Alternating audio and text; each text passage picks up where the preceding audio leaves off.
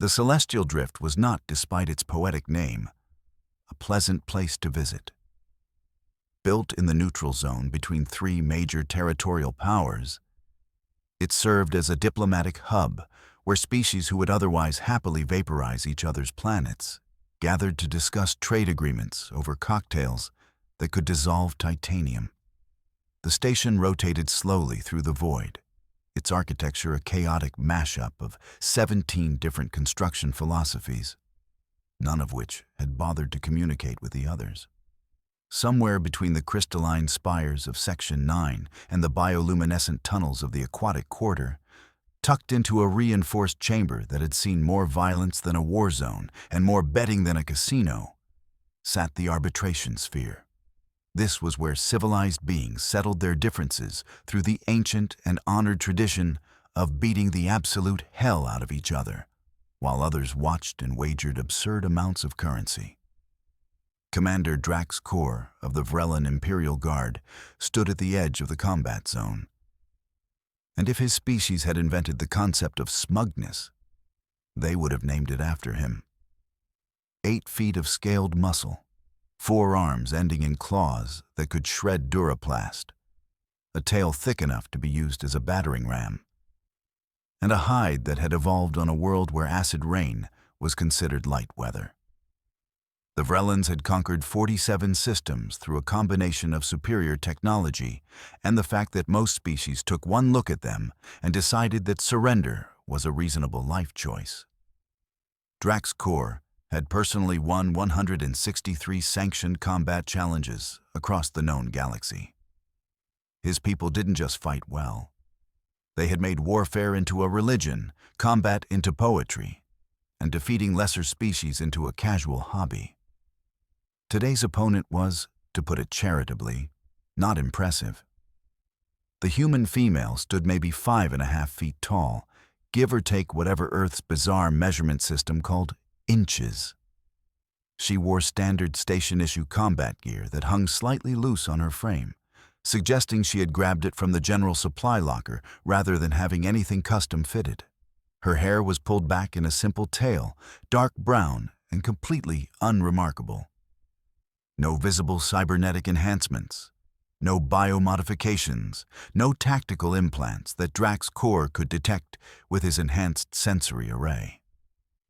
Her name was Mika Okonkwo, and she stretched her neck with a series of pops that made the Threlian observer in the front row wince visibly.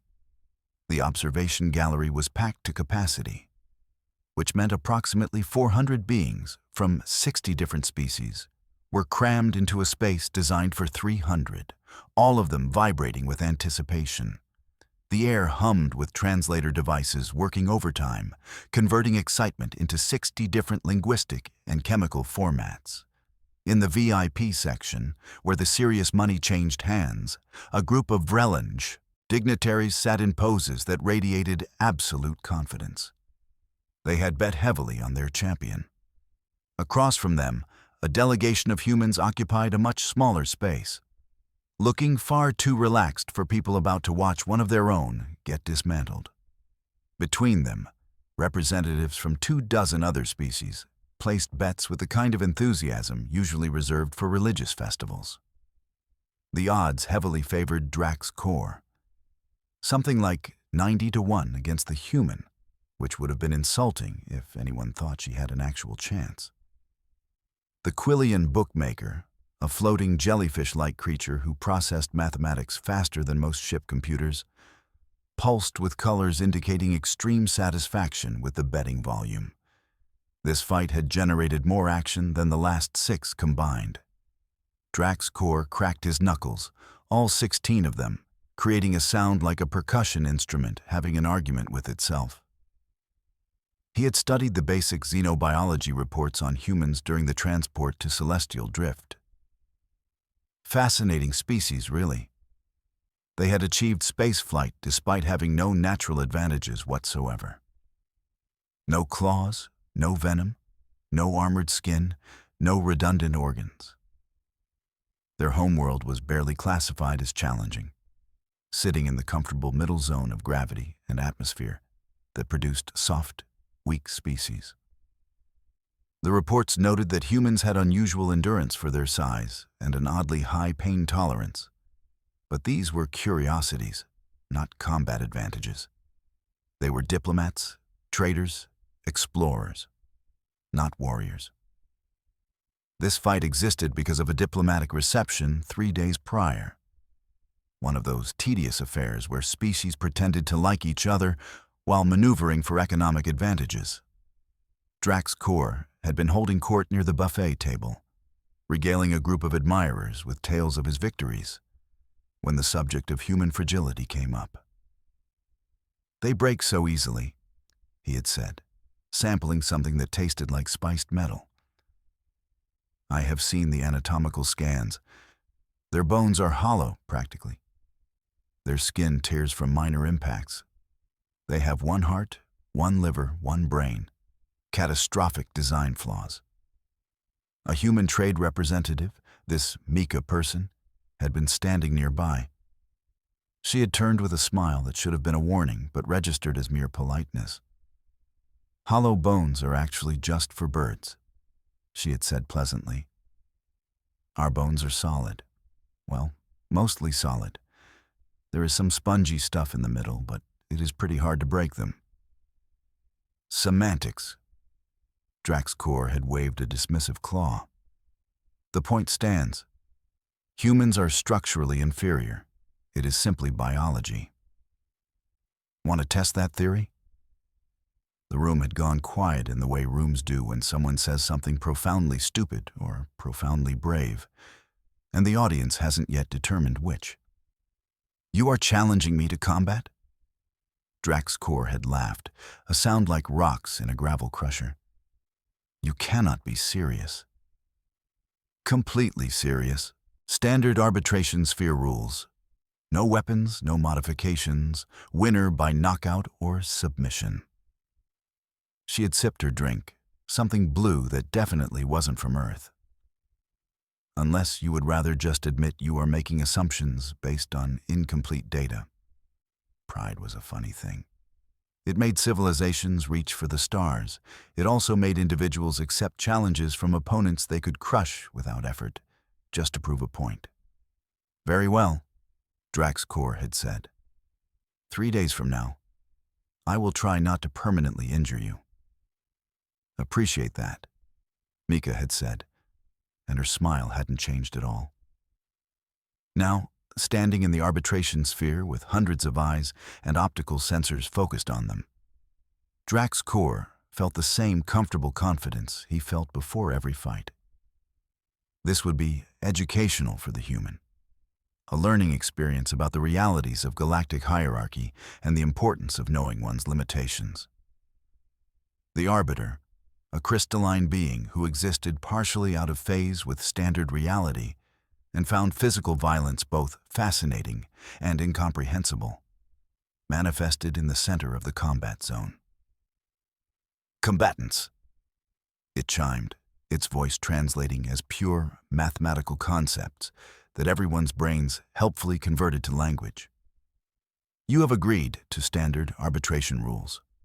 No lethal force, no permanent maiming. Fight ends on knockout, submission, or medical intervention. Energy barriers will contain the combat zone. Medical drones are standing by. Do you understand these terms?" "Understood," Draxar rumbled. "Crystal clear," Mika said. "Then let us begin whenever you achieve mutual readiness for violence." The Arbiter phased out, leaving them alone in the sphere. Energy barriers hummed to life, containing the fighting space in a dome of hard light that could withstand starship weapons. Probably overkill for this match. But regulations were regulations. Draxar dropped into a combat stance, weight distributed across all 4 limbs, tail coiled for balance or striking. The fighting claw position, classic Vrelin technique, devastating against opponents of any size. Mika rolled her shoulders, bounced lightly on her feet, and raised her hands in a guard position that looked almost casual. The crowd leaned forward collectively, And somewhere in the betting section, last-minute wagers flew at speeds that violated several laws of physics. Draxar struck first, because he always struck first. The opening move of the claw was a four-limbed assault, each hand targeting different zones, creating a web of attacks impossible to fully defend against. He had used this technique to defeat a Thork war champion twice his size. It had never failed. Mika wasn't where his strikes landed. She had moved, not away but sideways, a sliding step that took her outside his attack pattern by margins so small they barely qualified as margins. His claws hit air, and before he could reset, she had jabbed him in the side, just below his lower right arm. The hit was light, barely worth noticing. Draxar ignored it and pressed forward, because momentum was key in Vrelin combat doctrine. He threw a combination with his upper arms, feinted with his lower left, and lashed out with his tail. A three-vector attack that should have been impossible to avoid in the confined space. Mika ducked the arms, sidestepped the tail, and hit him again, this time in the back of his knee. Again, not a powerful strike, but placed with precision that suggested she knew exactly where she was aiming. The observation gallery was making noises now, murmurs of confusion and surprise filtering through translation systems. Draxar reassessed slightly. Fast. The human was faster than expected, but speed alone meant nothing against superior strength and reach. He just needed to connect solidly once, and this would be over. He feinted high with both right arms, then swept low with his left, a technique designed to catch dodging opponents. His claws found fabric, caught the edge of Mika's sleeve, but she had already twisted away, sacrificing the cloth to avoid the grab. Her counter was a kick to his extended elbow, angled precisely to hyperextend the joint. Pain flared, sharp and unexpected. Draxar pulled back, protective instincts overriding aggression for a moment. In that moment, Mika hit him 4 more times. Ribs, shoulder, neck, kidney. Each strike targeted, each one finding soft tissue between armored scales. What in the name of the void was happening? The crowd was no longer murmuring. They were shouting, the sound building like a wave. In the betting section, the Quillian bookmaker pulsed colors indicating mathematical impossibility. Draxar abandoned technique and went for raw power. He charged, all 4 arms spreading wide to prevent escape, intending to simply grab the human and throw her into the barrier, hard enough to end this embarrassment. Mika did something with her footwork that seemed to violate conservation of momentum. And suddenly, she was inside his guard, too close for him to effectively grab. Her elbow found his sternum, the one spot where Vrelin's scales were thinnest, and the impact drove air from his lungs in a whoosh that the translator rendered a surprised wheezing. Then she hooked his ankle with her foot, pushed his chest with her other hand, and used his own charging momentum to send him crashing to the ground. The arbitration sphere's floor was reinforced the composite designed to handle impacts from species that weighed several tons. It handled Draxar's fall just fine. His dignity was less durable. He rolled to his feet, now breathing hard, and the cold realization hit him harder than any of her strikes. She had been studying Vrelin anatomy. Those precise hits to nerve clusters, the knowledge of where scales were weakest, the targeting of specific joints. This wasn't luck. This was preparation. The human had done her homework. In the observation gallery, the human delegation was laughing. Not mocking laughter, but the kind of laughter that came from watching something unfold exactly as predicted. The Vrelin dignitaries had stopped looking smug and started looking concerned. Draxar changed strategies. Fine. She wanted to be technical, surgical. He would overwhelm her with volume. He launched into the typhoon form, a continuous assault that sacrificed defense for pure offensive pressure. 4 arms became a blur, strikes coming from every angle, never stopping, never giving the opponent space to think or counter. It was exhausting. It was also usually decisive. Mika flowed through the assault like water finding cracks in stone. She blocked what she couldn't avoid, avoided what she couldn't block, and the few strikes that landed clean were absorbed and used to create distance or angles for her counters. And she kept hitting back, kept targeting those same spots, building damage incrementally. His upper right elbow was swelling. His left knee was beginning to buckle on weight shifts. His ribs on the right side sent sharp complaints with every deep breath. None of the injuries were serious. That wasn't the point. She was dismantling his ability to fight effectively, one carefully calculated strike at a time. 30 seconds of the typhoon form was usually enough to end fights. Draxar had been going for 2 minutes, and the human was still standing, still moving, still countering. His arms were getting heavy. His breathing was labored. How was he getting tired? Vrelins had cardiovascular systems designed for sustained combat. He could fight for hours without fatigue. Except he had been fighting at maximum intensity, wasting energy on attacks that didn't land, while the human moved with minimal effort, conserving everything, wasting nothing. The arbitration sphere's chronometer showed 3 minutes elapsed. Draxar had never fought for 3 minutes. His matches ended in under 1, usually. He needed to end this. 1 solid grab, 1 good throw. That's all it would take. Mika seemed to read his intention, because she changed tactics too. She stopped circling and came straight at him, aggressive for the first time in the fight. She threw a combination at his head, forcing his upper arms up to block, then dropped low and swept his legs with a movement that belonged to no Vrelin combat database. He went down again, this time less gracefully. His tail scraped against the floor, his back hit hard, and before he could react, the human was on him. She had his upper right arm locked in some kind of joint manipulation that sent pain screaming through his shoulder. His lower arms tried to grab her, but she had positioned herself at an angle where his leverage was terrible. Her legs were doing something complicated with his lower body that prevented him from rolling or generating the power to throw her off.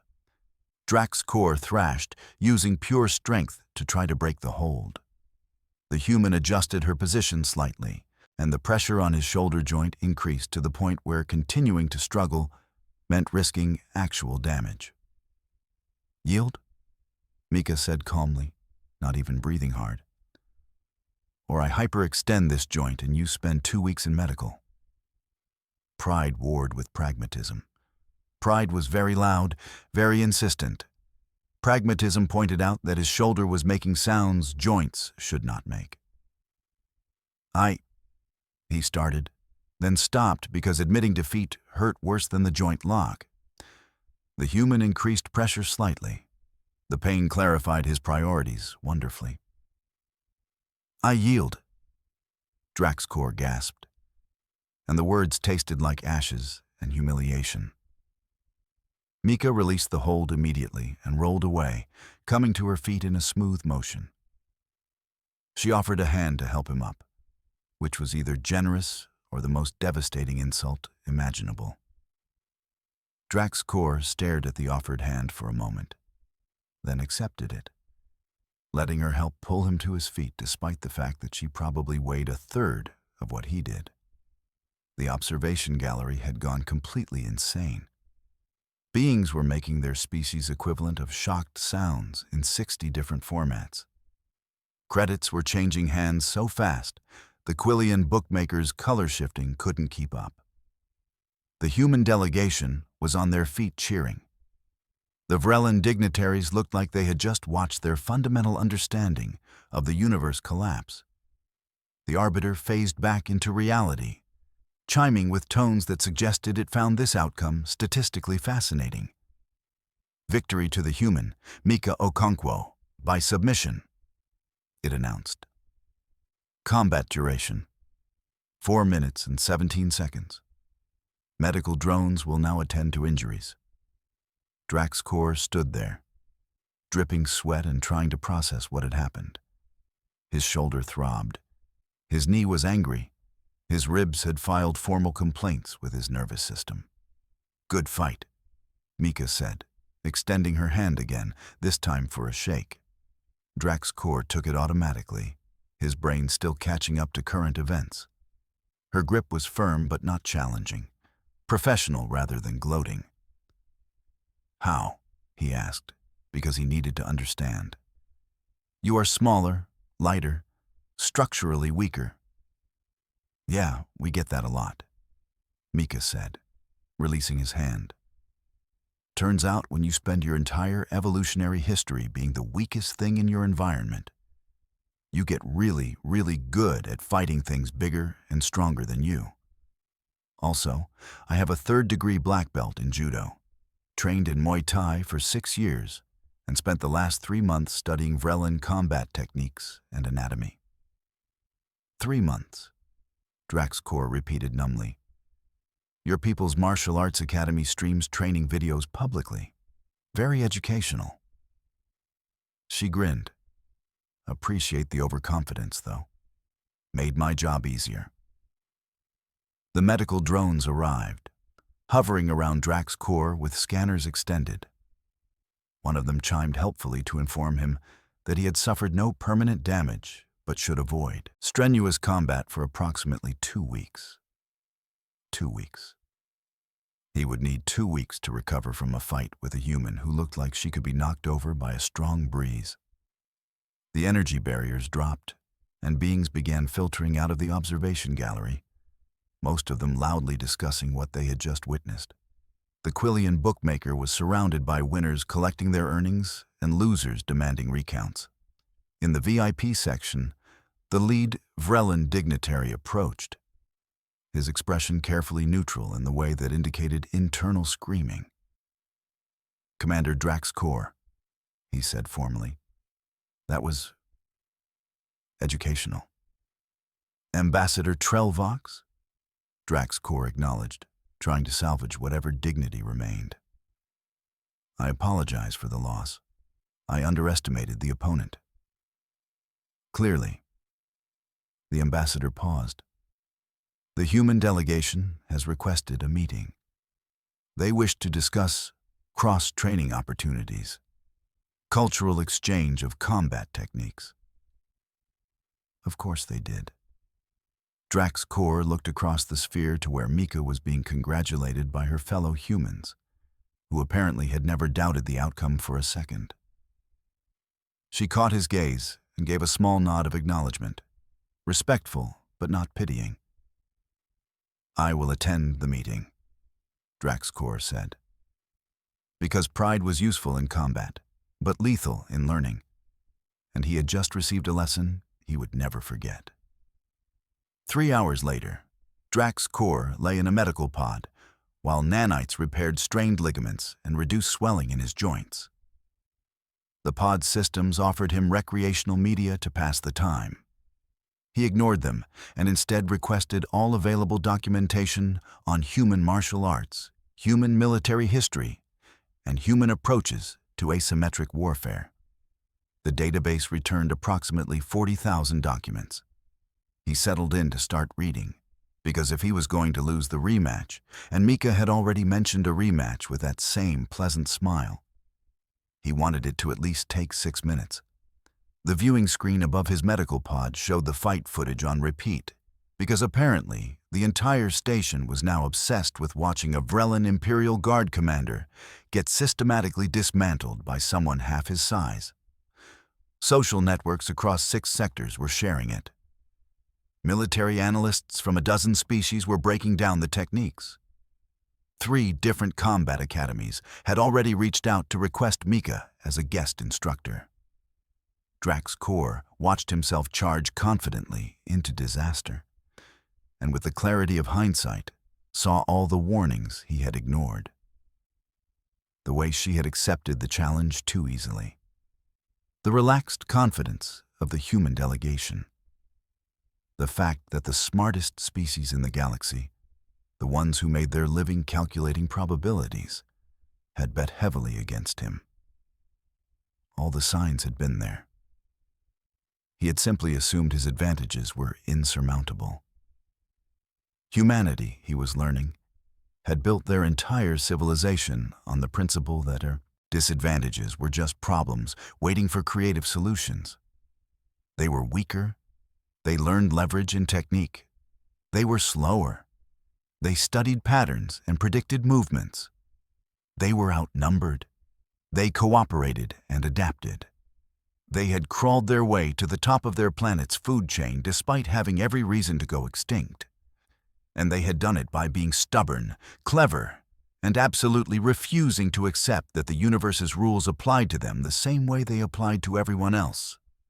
And now they were here, in the galaxy, still refusing to read the script everyone else followed. The medical pod chimed to indicate his treatment was 30% complete. Draxar pulled up the first document in the Human Martial Arts database and began reading about something called Brazilian Jiu-Jitsu, which apparently was specifically designed for smaller, weaker practitioners to defeat larger, stronger opponents. Of course it was. In the station's recreation district, Mika sat in a human-friendly bar called The Watering Hole, surrounded by her delegation and several new friends from species who appreciated the finer points of watching assumptions get violently corrected. "The look on his face," said Marcus Chen, the trade delegation's lead negotiator, wiping tears from his eyes. "When you got that armbar locked in, I have never seen someone so confused about basic physics." "To be fair," Mika said, nursing something that approximated beer if beer was made by aliens who had only heard beer described once. "He fought well. Good technique, excellent instincts. He just didn't expect anyone to specifically train to counter Vrellan combat styles. Because that would require someone to take humans seriously as physical threats," added Jennifer Okafor, the delegation's xenoanthropologist. "Which nobody does until we prove otherwise." A Vryn floated over to their table, its bioluminescent patterns pulsing with satisfaction. "Excellent performance, human Mika. My people won substantial credits betting on your victory. We wish to express our gratitude by purchasing your next beverage." "Appreciate it," Mika said. "What made you bet on me?" "The odds were terrible." "Pattern recognition," the Vryn pulsed. "We analyzed 237 previous human combat encounters across galactic history. Humans rarely accept fights they cannot win. When a human agrees to combat against a physically superior opponent, it indicates preparation and confidence.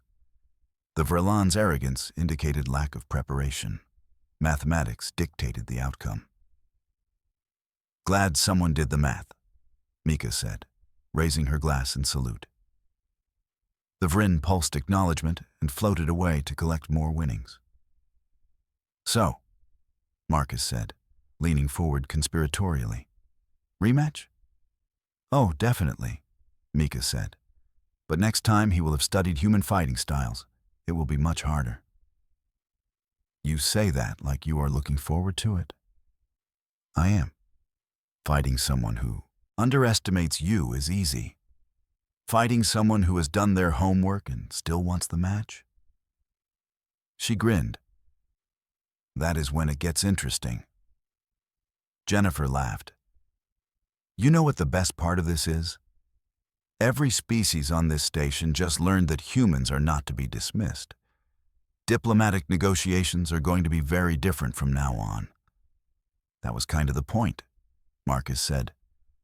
"Sometimes the best trade agreement comes after you have punched someone in the face, metaphorically, or in this case, literally." They clinked glasses, toasting to successful diplomacy through superior application of joint logs. Across the station, in a dozen different quarters and 100 different conversations, The galaxy was slowly adjusting to a new reality. The humans were no longer the amusing newcomers, the soft species who had stumbled into the cosmos and would need protecting from its harsher elements. They were survivors, adapters, students of violence who treated every disadvantage as a puzzle to be solved. They were the species who had looked at the predators of their world and decided that being prey was optional. And now they were here, among the stars, still refusing to stay down, still finding ways to win fights they had no business winning. The celestial drift rotated slowly through the void, its lights gleaming against the darkness. And if you listened carefully, you could hear the sound of fundamental assumptions being revised at speed. Draxar finished his first document on human martial arts and moved to the second, taking notes with the dedication of someone who had just learned a very expensive lesson. His shoulder throbbed in time with his reading, a physical reminder that pride and preparation rarely occupied the same space. He had challenged the human girl to combat, expecting an easy victory and a good story. Instead, he had woken up asking who won, and learned that sometimes the scariest question was not whether you could win, but whether you had bothered to find out if you could lose. The answer, as 4 minutes and 17 seconds of footage would forever remind him, was yes.